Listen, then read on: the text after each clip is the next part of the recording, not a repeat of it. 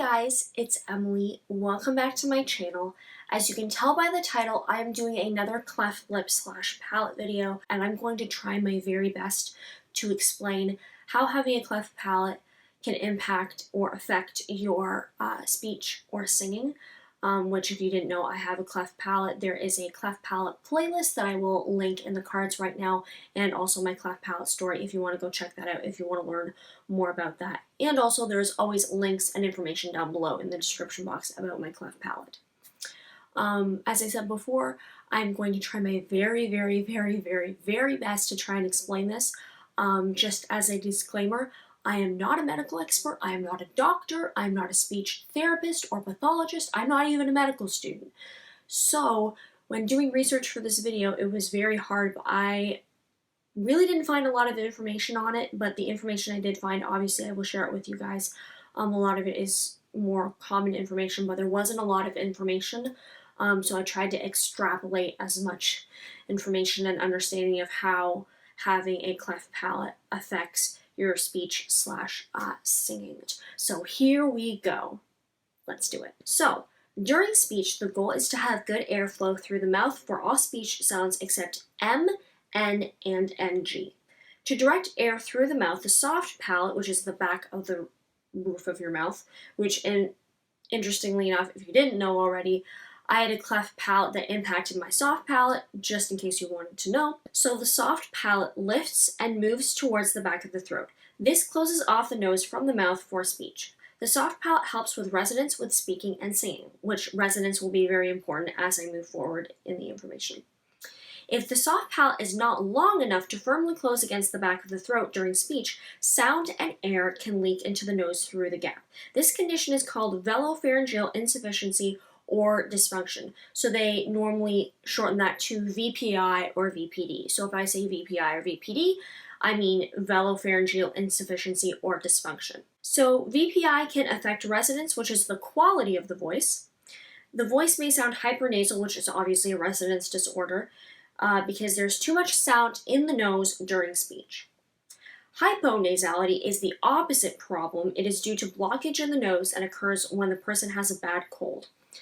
I think I have some hyponasality when I'm sick because oftentimes I sound more like a man when I am sick with a cold. In fact, I was recently sick with a cold, if you didn't know, and I think I sounded more nasally and more like an old man when I was sick because I think I might have some hyponasality, but obviously I know that with having a cleft palate that impacts your soft palate, I feel like you can still have some hypernasality or hyponasality just because I know my voice is rather nasally. VPI can also affect speech sound production. The child may not have enough air pressure in the mouth to make certain speech sounds. Also, a leak of air through the nose may be heard during speech. So for me, my soft palate was not long enough. It didn't fully develop, so I had something called a velopharyngeal flap put in. I think I took a screenshot somewhere, and I will put it up on the screen right now. And pretty much it's kind of like a flap that's kind of higher up and kind of helps with that. So they kind of constructed a soft palate, but not exactly. It's more like a flap to make sure that the flap closes with the soft palate that you do have, I think, based on the diagram. But anyway, so now moving on to singing. When singing, your soft palate should lift for a resonant tone. If the soft palate doesn't lift, you make a sound that has too much resonance in your nose. So obviously it can be a nasal sound or it could be some hypernasality. So based on that information, as I just mentioned, you can also sound hypernasal when singing because of a cleft palate and having velopharyngeal insufficiency or dysfunction. Interestingly enough, though, I did find an article, I believe it was a medical journal article. I would have read it, but unfortunately I would have had to pay $40 US to read it. But I did read the abstract, and the 3 authors are from Malaysia, and they did a study to document differences in hypernasality during speaking and singing among children with cleft palate. 2 of the authors are from the Faculty of Dentistry at the University of Malaya, however you say it. and the other author was from the Faculty of Languages and Linguistics at the same university. From their study, they noticed a significant reduction in hypernasality during singing as compared to speaking, indicating that hypernasality reduces when a child with cleft palate sings. The act of singing significantly reduces hypernasality. The outcome of this study suggests that children with cleft palate would benefit from singing exercises to ultimately reduce hypernasality. And I can kind of understand why that might be, because there definitely are exercises that you can do. When I was doing research for this video, I noticed there were quite a few websites or articles or YouTube videos where there would be exercises to train your soft palate when singing. But I feel like generally, if you know how to sing, at least to some degree, I feel like your soft palate moves with the movements you make of your mouth and the notes you're trying to hit, obviously if they are in your range. So it kind of makes sense that hypernasality is reduced when singing, because technically speaking, as long as if you had a cleft palate, as long as your cleft palate that impacted your soft palate was fixed, then technically speaking, your soft palate should generally move pretty well on its own, whether or not you have a velopharyngeal flap or not. So in my mind, it makes sense. I hope some people might be able to see the connection. Interestingly enough, when I did speech therapy when I was younger, I don't think we did any singing exercises, but I know I did sing quite a lot when I was younger. I don't really remember what I would sing. I'm pretty sure I would sing random stuff. I mean, I know I would spell out my name all the time, running around the house spelling out my name.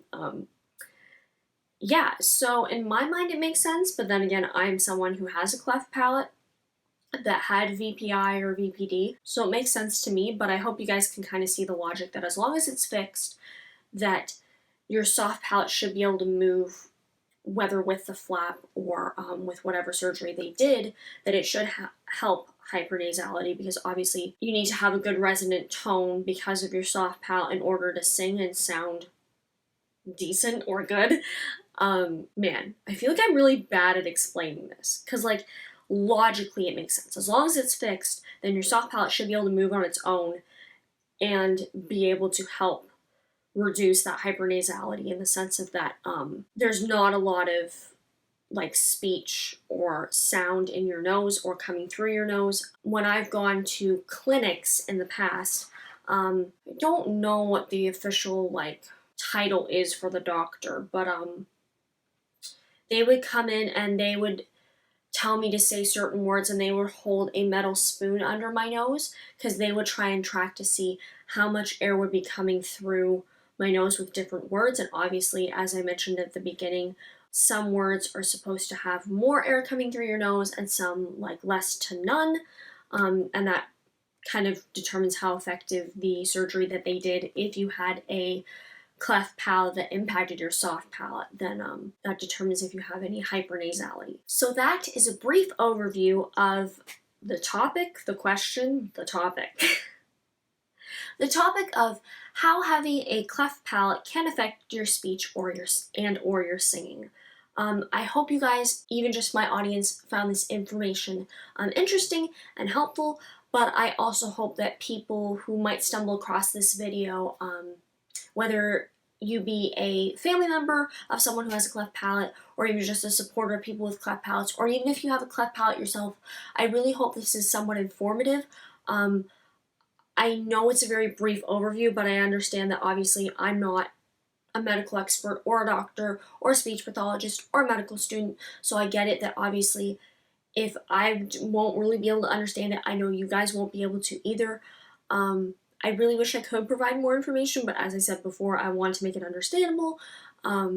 And obviously, I feel like I couldn't understand it, so then I can't convey the information to you guys in this video and have it be somewhat informative and interesting. So I really hope you guys enjoyed the video. As I mentioned previously, there is my cleft palate story video, which will be in a card, which you can click the I for that, or there's a link down below in the description box. I have a cleft palate playlist also linked in the cards, also clicking the I, and also I will leave it down below in the description box and as a pinned comment if you want to check out all my other cleft palate videos.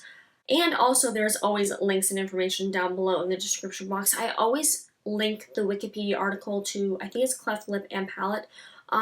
Just so if any of you are wondering, you're like, Emily, you didn't talk about cleft lip in this video. Well, what I will say is cleft lip does not really affect speech or singing as much because obviously it is more external thing more than an internal thing, so you wouldn't really have to struggle with having too much air or sound or speech in your nose or anything, so you really wouldn't have to worry about hyponasality or hypernasality. So that's why, if any of you are wondering why I didn't mention cleft lip, that is why, is because it doesn't really affect your speech or your singing really at all. Thank you guys so much for watching. I hope you guys enjoyed this video. I would really appreciate if you guys follow me on my socials, which are all at Emily Bahula, and they are always all linked down below, which include Facebook, Instagram, Twitter, YouNow. Yeah.